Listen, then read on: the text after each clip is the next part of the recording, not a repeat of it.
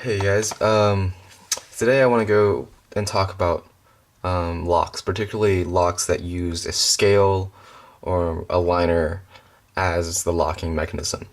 And of course, they're called frame locks and liner locks, or cursive integral locks, or Michael Walker liner locks.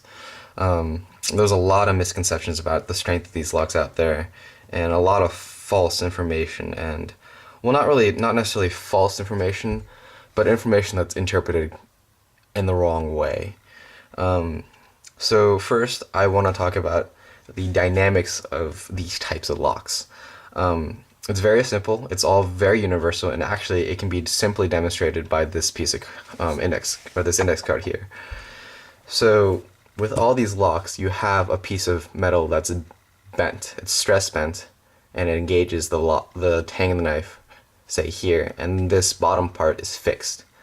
Now the pressure is going to be downwards through the center of the knife, and since the scale itself is directly off the center line, and when you put pressure on it, it will cause the liner or the frame to bend outwards.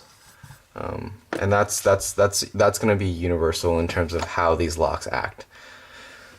So one of the misconceptions of a frame lock that I really want to get out there is that gripping the knife tighter does engage the lock further, but it doesn't mean the lock can't fail.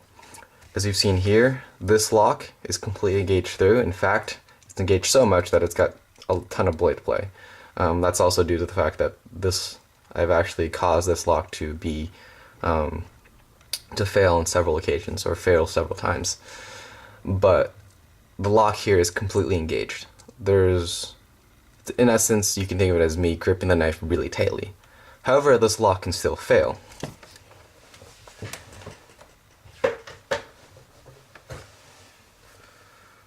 As I've just done to this thing.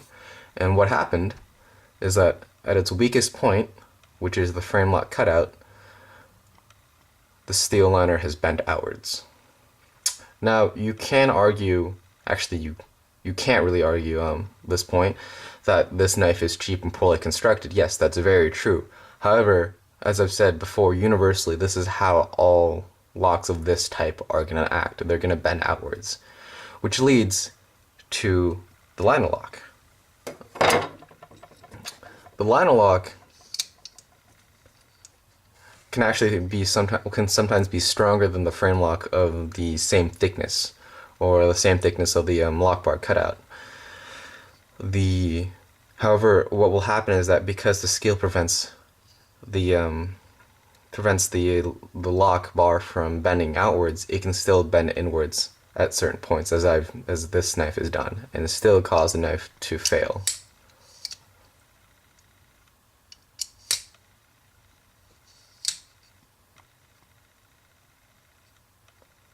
And of course, this knife is not really salvageable anymore unless I can straighten this titanium here and re-stress bend it. I would be able to do that if these screws here won't serve, or I mean, yeah, if I had the proper tool to undo the pivot, but I don't. But other than that, yes, frame locks and liner locks are actually very weak by design. And I mean, I'm not bashing the frame lock under normal use. Yeah, they work perfectly fine. But there's a lot of, as I've said, there's a lot of falsely interpreted information out there. Another thing that people really like to test is the spine whack test, and it doesn't really show the strength of the lock, but it does contribute to how the lock acts. The spine whack test actually does show how well the lock bar is contacting the tang of the knife. As you can see in here, I've done a bunch of spine whack tests with my Lone Wolf Laredo or Longhorn folder, and what happens to the lock bar is that it's mushrooming out. It looks like it's been hit with a hammer, and that just means that there's a lot of good contact point there, but the steel itself is now taking the brunt of the force, and because it's such a quick impact, it's denting the lock bar instead of bending it outwards. But if you put constant pressure on the lock or when the knife is open, you'll eventually see that the lock bar itself will bend outwards or inwards, since there's a scale in here. I'm obviously not going to do this because I actually do like this knife and I intend on using it. And also, I mean, if you want to argue the point that certain, you know, custom knife makers can make a stronger frame lock, yeah, they can make a stronger frame lock by putting more material behind, but most of them haven't tested how much pressure or how much weight a knife can, one of those frame locks can take. And in all honesty, it's not that much. Because you can, well, one of the things that I've sort of made a conclusion of is that the stiffness of the lock is actually a direct correlation with how strong the lock is. Simply because if you can suspend a piece of steel by hand, or a piece of titanium by hand, which obviously just requires a little bit of leverage like this, I can still bend it. I can bend it even further outwards if I put more, more pressure on it. Well, that means you can physically put less than 50 pounds of pressure on the back of the knife itself and cause the knife to bend. That's just that's just how it's gonna work. So yeah, but there's really, other than, there's really no other way to, I guess, strengthen the frame lock design itself. It's sort of just the entire the biggest problem is that what you're locking with, excuse me, is off-centered. It's not, the knife can still fold through the lock technically. Unlike with such locks like the Axis lock, for instance, you have a bar here, and the knife is trying to push through the bar, the hardened steel bar, push through the frame and the scales all at the same time. Now, steel obviously is not very compressible.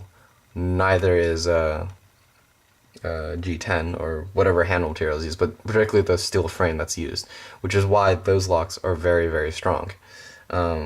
They will still deform, as actually I don't have my Griptilian actually has a deformation along the top side of the housing of the axis where the bar contacts the steel frame. Obviously that's going to happen. The liners are still soft, and they can still obviously be dent and deformed from, as I've shown you on this thing, on this liner.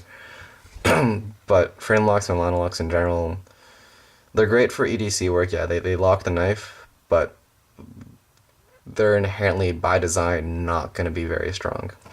So yeah, that was really just a video to try to get some misconceptions straightened out there. And I mean, if I had the money and if I had the time to do so, I would buy a bunch of, really expensive folders and prove this point, but obviously I'm not going to do that.